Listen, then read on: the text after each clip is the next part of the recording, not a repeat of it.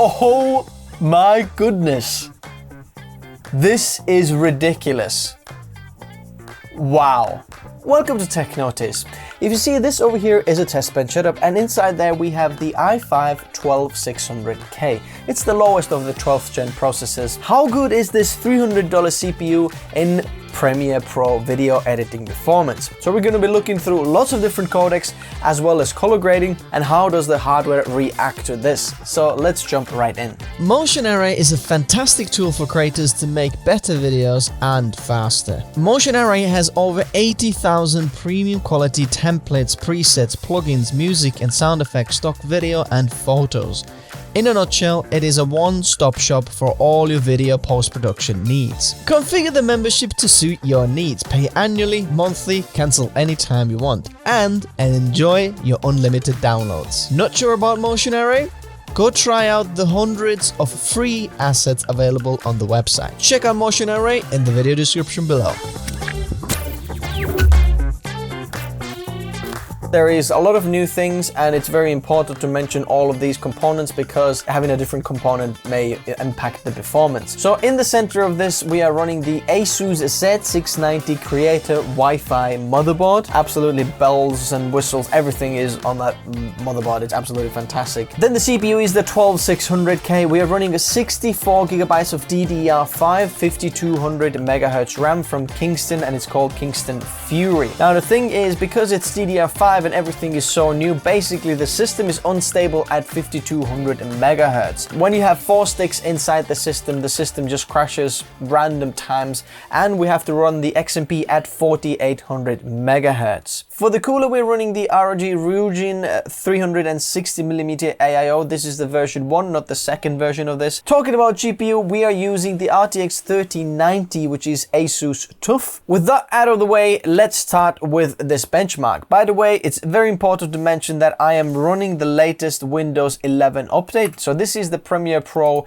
22. We're starting with 8-bit 420 60 frames per second. I'm going to press play and have a look at Task Manager and see how does this react. As you can see, our iGPU actually is doing some of the video decoding. Our CPU is just sitting there pretty much idle over there. As you can see, we have 2 video decoders inside the iGPU, which is absolutely fantastic. And look, it's playing 60 frames per second back. It's super smooth. This is with the color grade on as well. So even if we do the timeline performance here, it's absolutely smooth as anything. And you might be thinking, no one will be like pairing this RTX 3090 with this CPU. Well, the thing is, the color grade is played back on the 3090 and it's very easy for it to do basically. But I don't want to bottleneck the CPU in any way. So that's why we're using 3090. So all the effects and some of the other GPU accelerated things will go in there. But in here, this 60 frames per second 420 was very easy for this system. Now we're moving to 10-bit 420, H.264. And as you can see, our iGPU is playing this back as well, thanks to Intel QuickSync. This is full resolution as well. We're dropping 0 frames. Timeline performance is extremely good. It's buttery smooth, as we should say here in the UK. Moving on to 10-bit 422. Now this is actually CPU-based codec. As you can see, our iGPU is doing nothing. GPU is only playing back the color grade, but the whole video codec is played back on the CPU. And it's very easy. No problem playing it back. We're dropping 0 frames, playing it back full resolution. Now this is 25 frames per second, 4K 422 10-bit. But the reason I'm testing this is I've got 2 separate codecs for the 25 frames per second. This is just normal 10-bit XAVC H.264 codec. But when we move to the SI codec, this is much easier to play back. This is all intra codec over here. This is the only all intra codec from A7S III that I have over here. But as you can see, the timeline performance is extremely smooth. This is still played back on the CPU, but it's super smooth. On the 25 frames per second, it's not as smooth because it's more compressed codec, but this SI codec, very smooth, no problem over there. So this over here is a 10-bit 422 60 frames per second H.264. And as you can see, this is played back on the CPU as well. You might be seeing this on the GPU, but this is actually just playing back the color grade and not actually decoding the footage. As you can see, the code is doing nothing. The scrubbing through is not as good as previously, but this is as good as it can get. Totally still editable, and I wouldn't worry about this. Now this is H.265, 10-bit 420, and as you can see, the timeline performance is very, very smooth over here as well. We've got a color grade on and everything. It's absolutely insane. Full resolution at 50 frames per second, by the way, as well, and it's playing it back 0 frames dropped. As you can see, the iGPU is decoding this, which is fantastic. Makes the video editing absolutely super, super smooth. Very happy with the timeline performance on H.265. Now this is H.265 as well, but this is 10-bit 422, which usually isn't hardware accelerated, but with the latest Premiere Pro, it should be hardware accelerated as well. So let's put this full resolution, press play, and see what happens. 0 frames dropped over here. We are playing this back on the iGPU, as you can see. It's on the video decoders are playing this back on the iGPU. We've got the color grade on as well, but we're dropping 0 frames. By the way, guys, this is Canon R5, H.265, 60 frames per second, 10-bit 422.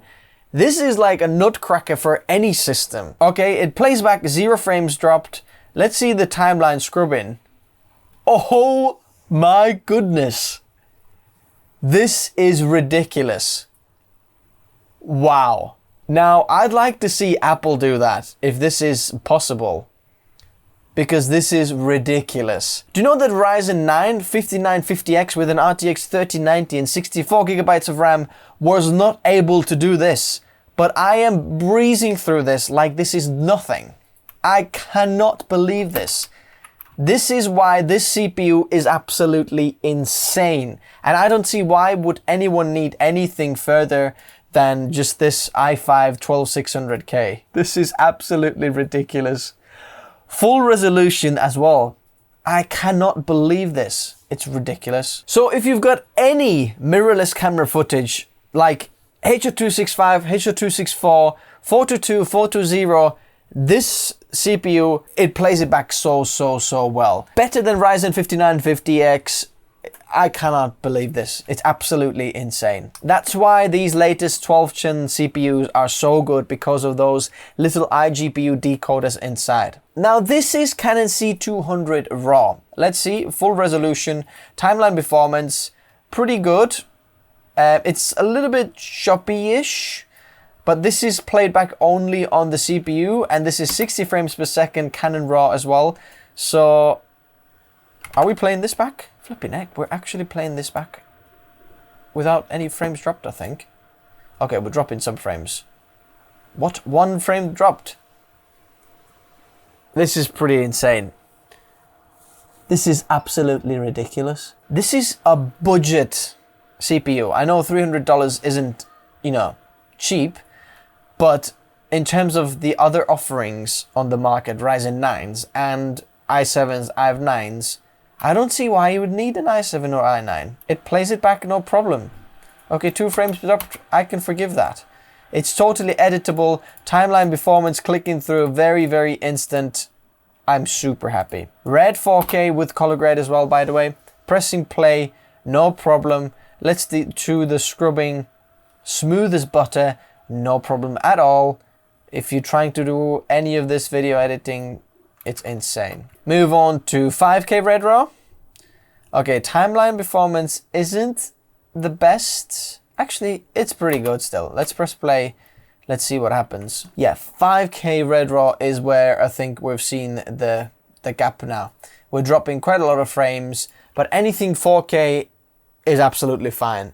4K and below, any codec, super easy to do for this CPU. This is Red 6K. Timeline performance is pretty okay. Clicking through, there's a little bit of a wait, but still does a pretty good job. Let's press play, let's see what happens. 100% utilized on the CPU because it is CPU only, and it just can't play that back. This is where the Ryzen 9s are very good at playing this back super smooth, and Intel just can't quite hack it because 8 cores or 6 cores, performance cores, isn't quite enough to play this back. Now let's try BRAW, because this is a codec that probably a lot of people play back as well. This is what I'm using a lot as well. So without color grade, it seems very, very smooth, buttery smooth to play back. Let's put the color grade back on and press play. This is 2 BRAW clips on top of each other playing this back. CPU is 45, about 50% used, and we're dropping 0 frames. Okay, we dropped 1 frame, few frames. But I still think this is completely editable because the timeline performance is very, very smooth. Even 3 BRAWs on top of each other completely work. So I think you can do 6K BRAW editing. Now this is Canon R5 8K footage, okay? This is Canon RAW, as you can see over here. And let's see the timeline performance at full resolution. It's not so good. It's alright, like clicking through, it's alright. I don't think it's gonna play it back if you press play. Yeah, so I wouldn't edit this at full resolution. What I would do is put it at 1/4 of a resolution. And then now the scrubbing is very, very smooth and you can actually play this back as well. So if you want to edit even the 8K R5 footage, then no problem. Now let's try 8K Red RAW as well. So timeline performance scrubbing is very, very like laggy. Let's put this at like 1/4 of a resolution as well, because you would probably edit this at 1/4 of a resolution, and this is super, super smooth now. Pressing play, you'd have no problem playing this back. And last of all, we want to try 12K BRAW. Now, we're not going to put this at full resolution because that will be ridiculous. At half the resolution, the timeline playback is very, very smooth. Bear in mind, I do have color grade applied as well. So I'm just going to press play, see if it can play that back half of the resolution. The CPU is not 100% utilized, but we actually were playing this back. We dropped a little bit of frames when we like changed the clip, but just look at that. If I just press play over here, it takes some time, but it does play it back quite smoothish. But hey, it's half the resolution of 12K. So 1/4 of a resolution and it's super smooth. Pressing play, we've got no problems over here. Plays back 0 frames dropped, even when the clips has been changed. Look at that. No problem. So then, what's the conclusion for this i5 12600K? I think it's absolutely insane for video editing.